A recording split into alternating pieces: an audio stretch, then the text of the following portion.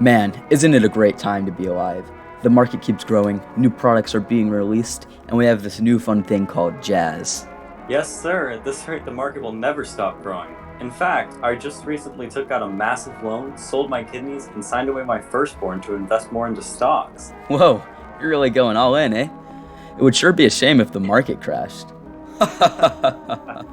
No, no, no, that won't happen. After all, the banks are too big to fail, my lad.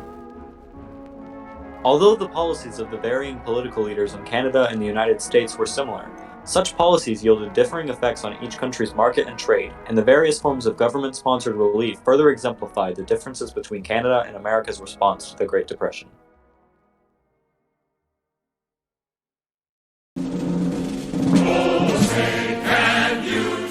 Mr. Hoover, sir.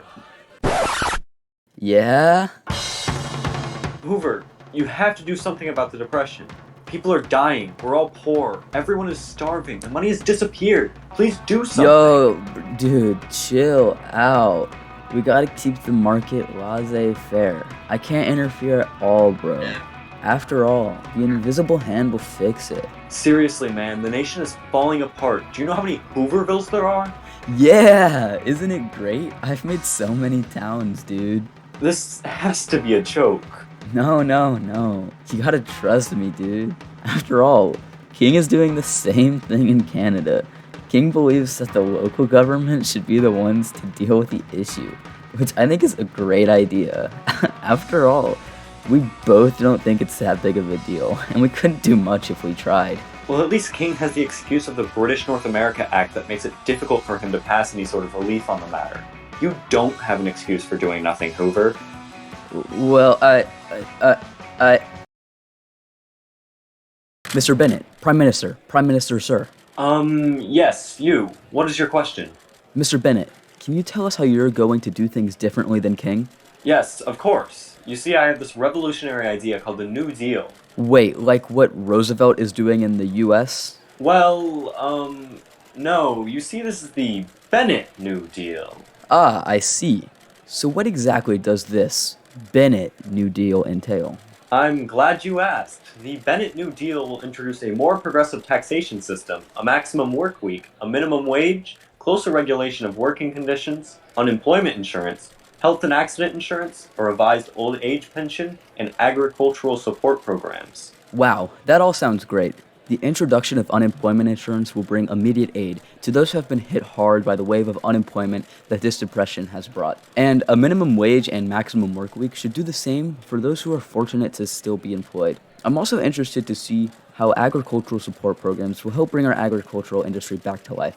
I mean, wheat prices are down 75%, and many farmers have been completely driven off their land by the Dust Bowl. So I'm glad to see you are taking action to fix these problems. Why, yes, of course. Not only will my reforms bring immediate aid to those in need, but it will also help to restabilize the economy and prevent something like this from happening again. You know, that sounds oddly similar to Roosevelt's plan to fix the economy through relief, recovery, and reform. Are you sure you didn't get inspiration from him when coming up with your New Deal? Well, next question. What do you expect us to do in the meantime while we wait for your New Deal to get the economy back on track? We can't even afford gasoline for our cars. Well, you see, I've got this great idea. So you know those Hooverville things in the US, right? Now imagine a car, but it's pulled by a horse. I call it the Bennett Buggy.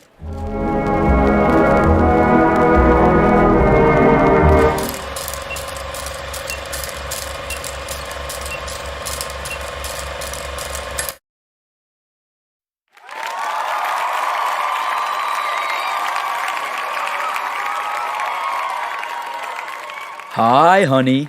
I'm home. Welcome home, dear. How was your day in the office?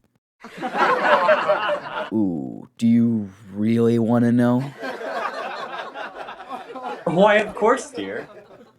Are you sure, honey? Certain. Hoover, dear, what's wrong? You aren't your usual laid-back self. Well, today at the office, we had a little bit of an economic depression. Oh no, that is just terrible, dear. Come, take a seat. Honey, As the president, you know you have to fix this, right? Well, surely you have some plan, my dear. Well, I do have one idea. I call it the Holly Smoot tariff, which will enact protectionist policies and, get this dear, it will decrease global trade by 50%. Sorry, dear, did you say 50%? Uh-huh. Honey, you do realize that will negatively affect our citizens. It will make it impossible for us to trade with Europe, which will only worsen our current economic crisis. This will ruin us, Hoover, not to mention our friends in other nations. Lou, you know how I feel about Canada. He's just kind of weird.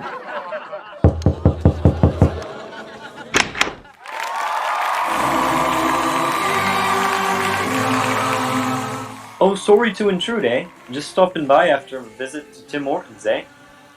Oh, Canada. What's going on, man? Oh my, I just heard about this new tariff you imposed. Do you know how that's going to affect Canada? Well, I haven't really thought about you recently. I thought you guys were doing well over there. Oi, pal! You see, I was just talking to the fellas back at the pub about this. I swear you keep changing accents. No. Anyway, I was saying to my buds at Tim Hortons, we were having such a great economic boom, until of course you went and imposed your tariff.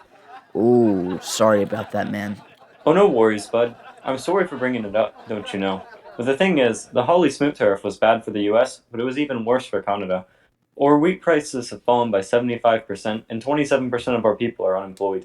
We're really experiencing hardships because of this. My bad. I really didn't mean to do that to you. Don't worry about it, bud. After all, when do you ever mean to do anything?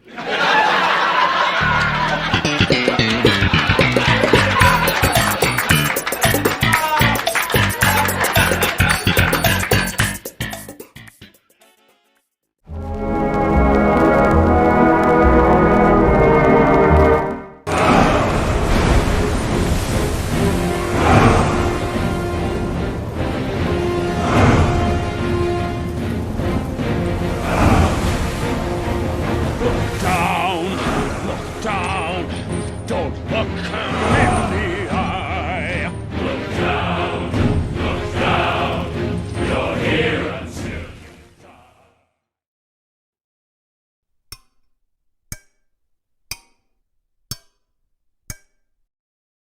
Hey, what's wrong, fella? Why the long face? Well, it's just I've been working here at this facility for so long, making almost no money, and I feel so broken. Yeah, we all feel that way. Ever since the Depression hit, folks do whatever they can to get by. I know, but I'm done with this life. I want to go somewhere, do something. I want to be somebody, not just a slave at this mine. I understand, young one, but you have to understand, this is just how the world is now. Well, what if it wasn't? You and I both know nothing will change. But what if it did? Think about it. What if we walked up to Ottawa, right now? We put together a force. We could get Bennett out of office and replace him with King. Didn't you hear me? That isn't going to happen. Imagine it did. There could finally be some real change in this nation. We could have something like the US. You know, they have agencies there to help people like us, not just prisons like we have here. We could finally be free from these chains. Can you stop it with this nonsense already? You say revolution this, reform that, but that never happens, you understand? You know what happened when the market crash came? It destroyed me. I lost everything. I took out a massive loan, sold my kidneys, and signed away my firstborn just to invest more into the market. God, you kids are so stupid these days, dreaming of a better life like school children on a rainy day. Get some sense, boy. Fine. Be that way. If you want to stay, then stay. But I'm going. Thanks for nothing. Wait, don't go. I didn't mean it. I'm sorry.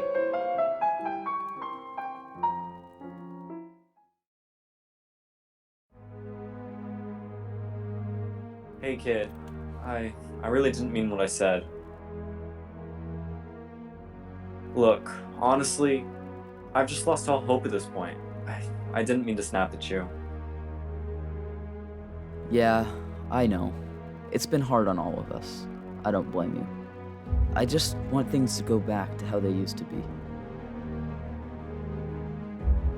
You know what? Screw it. Let's do it. Let's go to the Capitol and bring about a real change, kid. I believe in us. You really think it'll work? Of course I do. Now let's go.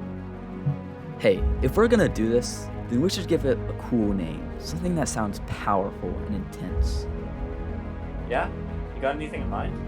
How about the Regina Riot? We might have to rethink that one No, later. I think it's great.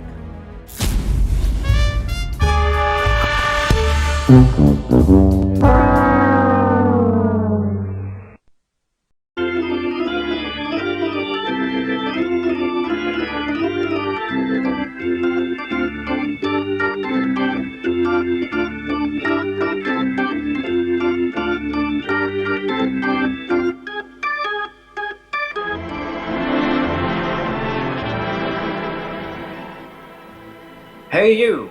Yes you! Are you stuck in a royal 20 center making just 20 cents a day? Well, do I have the solution for you? Introducing the Alphabet Agencies, brought to you by Roosevelt's New Deal. There's the FDIC, which protects depositors so you can have confidence in the stability of the banks. The TVA, bringing electricity and better lives to the people of the Tennessee Valley. The SSA, that makes it so the government has to set aside money for your retirement. The CCC, which ensures that everyone has a job to do. All of those jobs are super important and definitely not just deficit government spending. Just listen to what one of our customers has to say. Because of the depression, my wife left me, took the kids, and to make matters worse, I was unemployed. But since Roosevelt introduced me to Alphabet Agencies, my life has never been better. The PWA in particular really helped me out, as it got me and many others a job constructing highways and public buildings, reducing unemployment rates throughout the nation. I still don't have my wife, I haven't seen the kid in years, but at least I have a job. Thank you, Alphabet Agencies. As you can see, the Alphabet Agencies are rebuilding the economy and changing lives all across America. Additional acts include the WPA, AAA, NRA, and more. For just 4 easy payments of $19.99, you'll never be caught in a boondoggle again. Side effects may include feeling fantasies of leveraging holes filled in the next day, overwhelming trust in the United States banking system, dyslexia, trouble breathing, owning a radio, and sometimes, in rare cases, on occasion, death. This product may cause cancer in the state of California.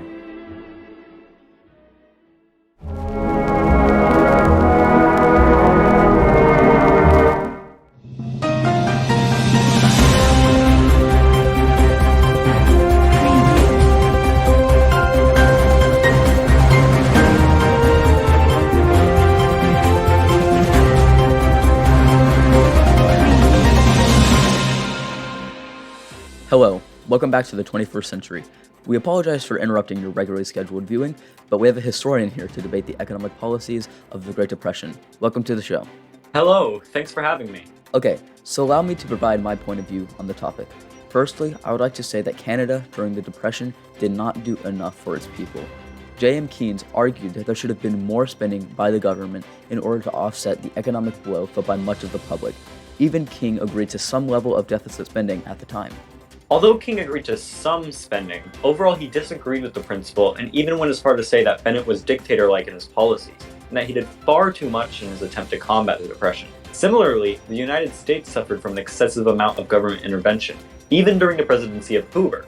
Although many historians state that it was the lack of action by President Hoover that caused the Depression to be as extensive as it was, British historian Paul Johnson argues that Hoover did too much. For example, he pointed out that Hoover reduced taxes and increased government spending without reducing wages, which created a significant government deficit that was accentuated by the policies of Roosevelt later on. Quite the contrary. Most historians believe that Hoover did far too little, and it was the policies that Roosevelt introduced that lessened the total impact of the economic downfall. Despite this, some, particularly those of the New Left such as Howard Zinn, have argued that Roosevelt needed to do more to combat the Depression, putting more money into the alphabet agencies and into the people. These historians believe that this was the time for the US leadership to finally implement some meaningful leftist reforms that would further the reach and influence of the government. Oh, more leftist reforms. What are you, a communist? What if I I am? knew you were a disgusting commie. It makes total sense. Oh, don't start this, you capitalist pig. All you stupid communists thinking that your stupid economic You are theories so are gonna make this stupid, and workers your mom have is better- ugly. Your voice is annoying.